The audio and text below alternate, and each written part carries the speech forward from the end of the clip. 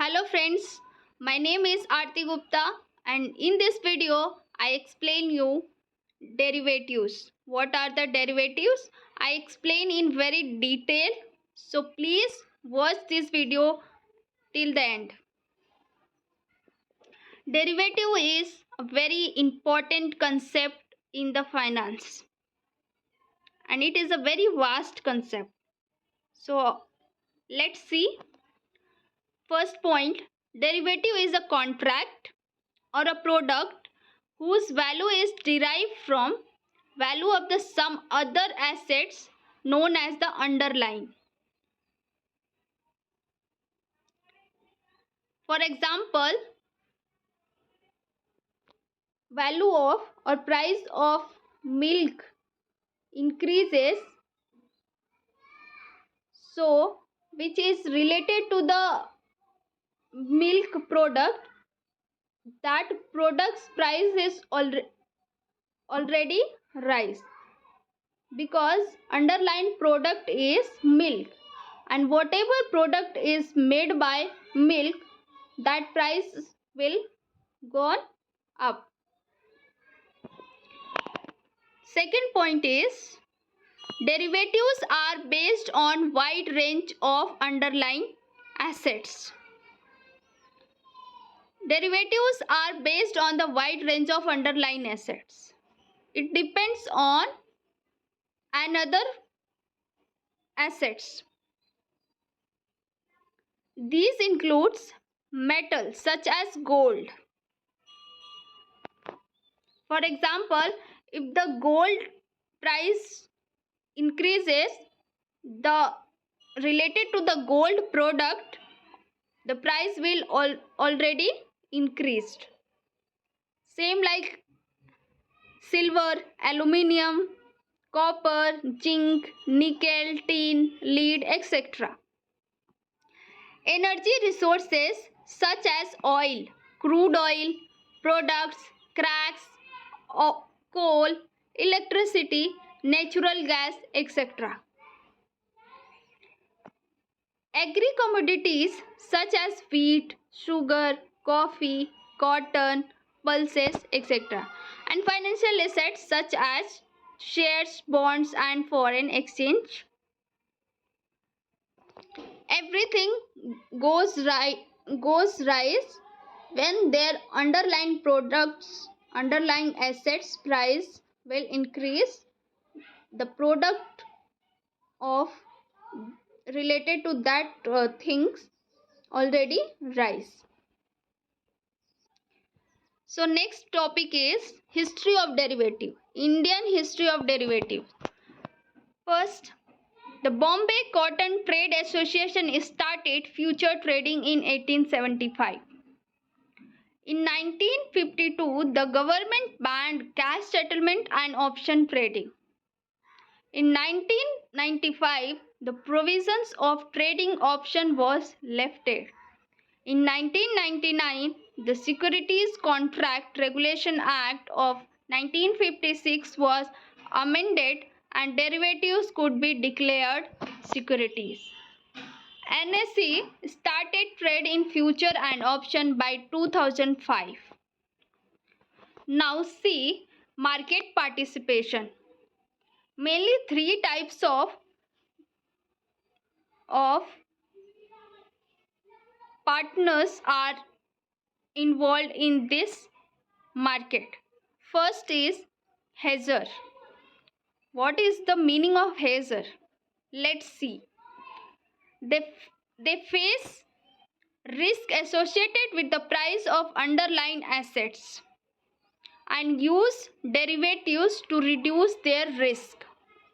Corporations, investing institutions, and banks all use derivatives products to hedge or reduce their exposure to the market variables such as interest rate, shares values, bond prices, currency exchange rates, and commodities price. Its simple meaning: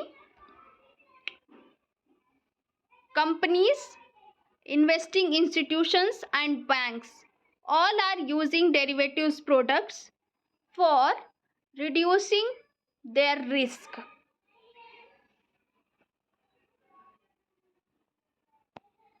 Second is speculators or traders.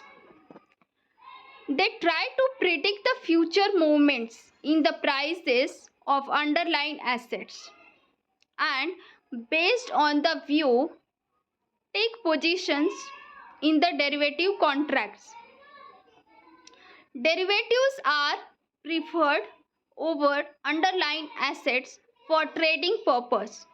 They offer leverages, are less expensive, and cost of transaction is generally lower than that of the underlying assets, and are faster to execute in the size high value markets.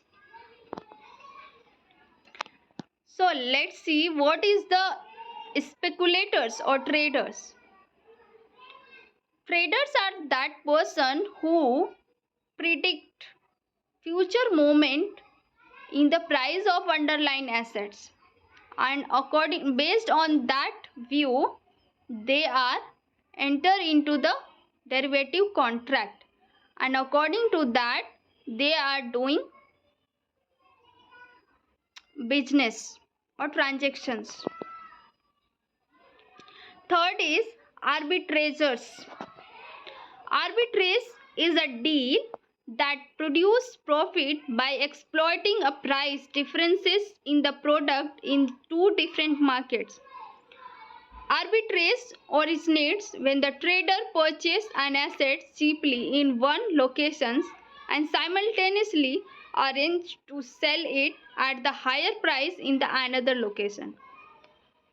Such opportunities are unlikely to persist for a very long, since arbitrageurs would rush into these transactions and thus closing the price gaps at the different locations. Arbitrageurs is a is the person who are doing business in the derivative market. They are purchasing product from one location and they are sell that product in the another location where that product price is high, and from that they earn more profit. Types of derivative, let's see. Mainly it is divided into four types. First is forward, second is future, and third is option, and fourth one is swap. Let's see what is the forward derivatives. A forward contract is the type of the derivative contract that involves an agreement between the two parties to buy or sell an asset at a predetermined price on a future date. It is a non-standardized contract typically negotiated between the two parties involved, and it is not traded on the exchange.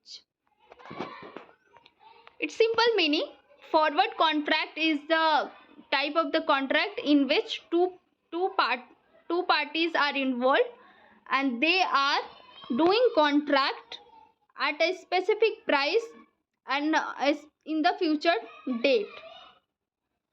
Next is futures derivatives.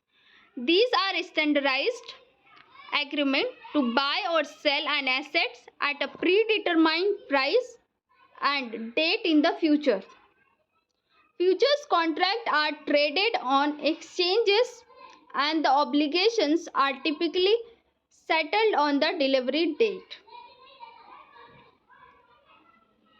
Future contracts are the contracts in which two parties are involved, and this contract are very standardized contract in which parties are buy or sell the assets at a predetermined price and date in the future, and according to that date they are need to fulfill all the requirements on the given date. Option derivatives.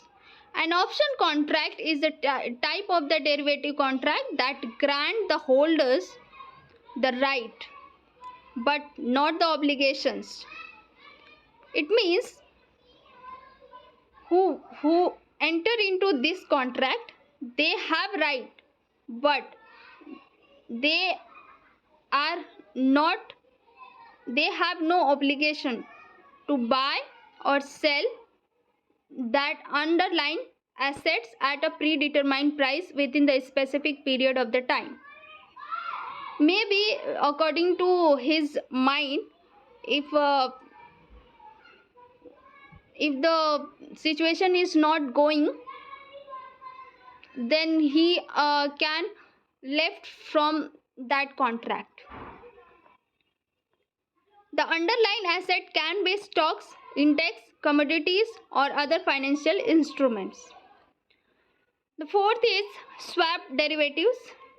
Swaps are a derivative contracts that involves the exchange of the cash flows or liabilities between the two parties, and these contracts are typically used to manage or hedge risk associated with the interest rate, currencies, commodities, or other variables. Let's see more details about forward derivatives. So, what are the features of forward derivatives? Let's see. First is customizations. Forward contracts are tailored to meet the specific need of the parties involved, including the assets, quantities, price, and delivery dates. This flexibility allows for the wide range of the assets to be traded during the forward contracts. Second is customized, lacks of standardizations. Unlike future contracts, which are standardized and traded on the exchange, forward contracts are private agreements between two parties. This means that terms and conditions can be customized based on the requirement of the parties involved. Third is counterparties risk. Forward contracts are subject to counterparty risk, as there is no centralized clearing houses to guarantee the performance of the contract. The buyers relies on the seller to deliver the assets, and the seller relies on the buyers to make the payment.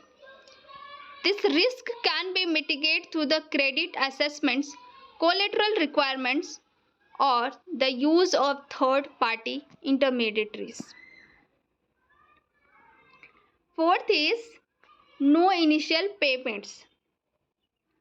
In forward contract, there is no initial payments. Unlike future contracts, which often require an initial margin payments, forward contracts do not typically involve an upfront payment. Instead, the settlements of the contracts occurs on the delivery date when the buyer pays the agreed upon price and takes possession of the assets. It means, according to the contract, buyer and sellers complete their contract on the given date and time. We can understand more better with this diagram what is the forward contract. Let's see. A farmer doing agreement with customers. After 3 months, he will give 5 kg wheat at 40 rupees per kg to the customers. After 3 months, farmer gives 5 kg wheat to the customer and customer gives 200 rupees to the farmer. This is the forward contract. Next, future case features. What are the future derivatives? In the future market, the exchange decide all the terms of the contract other than price. Accordingly, future contracts have following features: contract between two parties to the exchange, centralized trading platforms, for example, exchange, and third is price discoveries through free interaction of buyers and sellers. Margin are payable by both the parties, and quality decided today, standardized, and quantity decided today, standardized. We can understand by this diagram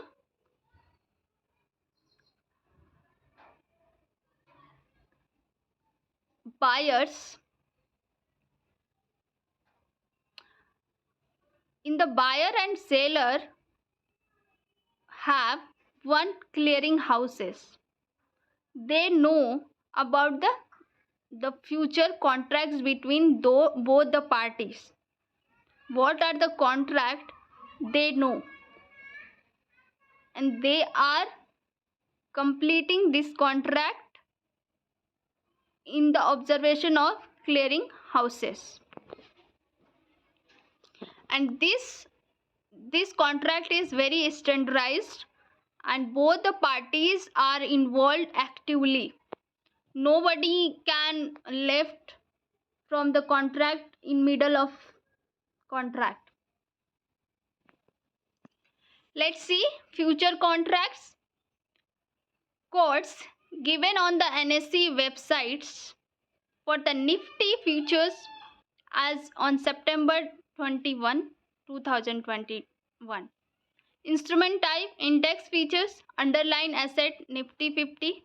Expiry date September 30, 2021. Open price is this. High price, lower price, closing price.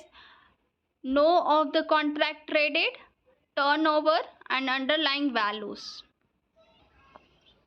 Now, options. Features of the options contracts. First point is buyer of an options. The buyer of an option is the one who has right but not obligation in the contract. For owning this right, he pay the price called option premium to the seller of this right. He will have a right to buy the underlying asset in case of call options, and will have right to sell the underlying assets in the case of put options. Writer of an options. The writer of an options is the one who received the options premium and is thereby obliged to sell or buy the assets. If the buyer of the options exercise his right, he will have to sell obligations in the case of call options. For example, when the call option holder exercises his right to buy and will have a buy obligation in case of the put option, that is when the put option holder exercises his right to sell. Third option or last option is option premium. It is the price which the option buyers pays to the option seller. In our example, option premium for the call options is 185 rupees, and for the put option is 125 rupees. The premium mentioned here is for a single unit of Nifty options, and to arrive at the total premium for the contract, we need to multiply this premium into the lot size. In options have a spot price, strike price, open interest, and exercise of the options. These are the prices of the options. Now, types of options. There are two main types, call options and put options. Let's see what is the difference between both the options. First is meaning. Call options gives the buyers the right but not to obligation to buy. Put options gives the buyers the right but not to obligation to sell. Trader expectation or call options believe the stock price will rise or increases. Put options buyers believes the stock price will fall or decreases. Gains. For a call option buyer, the gain are unlimited, and for a put option buyers, the gain are limited as the stock price will not become zero. Loss. For a call options buyers, the loss is limited to paid premium. For the put option buyers, the loss is limited to premium paid. Reaction dividend. Call loss values as the dividend rate nears and put increases the value close to the dividend dates. Moneyness of an options. In the money options, these options would give the option holders a positive cash flows if it were exercised immediately. A call option is said to be ITM. In the money, when a spot price is higher than strike price, and a put option is said to be ITM when spot price is lower than strike. For example, a call option is in the money. Second is at the money options. At the money options would lead to zero cash flow if it is were exercised immediately. Therefore, for both call and put ATM, at the money options strike price is equal to the spot price. Out of the money options. Out of the money option is the one with strike price worse than the spot price for the holder of the options, and in other words, the option would give the holder a negative cash flow if it was exercised immediately. A call option is said to be OTM when spot price is lower than strike price, and a put option is said to be OTM when spot price is higher than strike price. In our example, put option is out of the money. This is the last topic of this video, swaps. In the swaps, mainly 3 points are included. Let's see. Interest rate swaps. In an interest rate swap, two parties agree to exchange interest payments on a predetermined notional principal amounts. For example, one party may pay a fixed interest rate while the other party is a flowing interest rate based on the benchmark rates such as a LIBOR.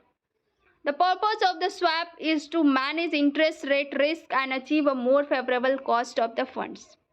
Second is currency swaps. In a currency swaps, two parties agree to exchange principals and interest payments in a different currencies. For example, companies that need to borrow funds in the foreign currencies may either into the currency swaps or exchange in the foreign currencies payments for the payments in their domestic currencies. Last is credit default swaps. In a credit default swaps, one party agreed to pay the another party in the events of the credit events such as the default or bankruptcy. This allowed investors to hedge against the risk of the default on a particular securities or portfolios of the securities. Thank you so much for watching this video. I hope you like this video. Please share with your friends and family. Thank you so much.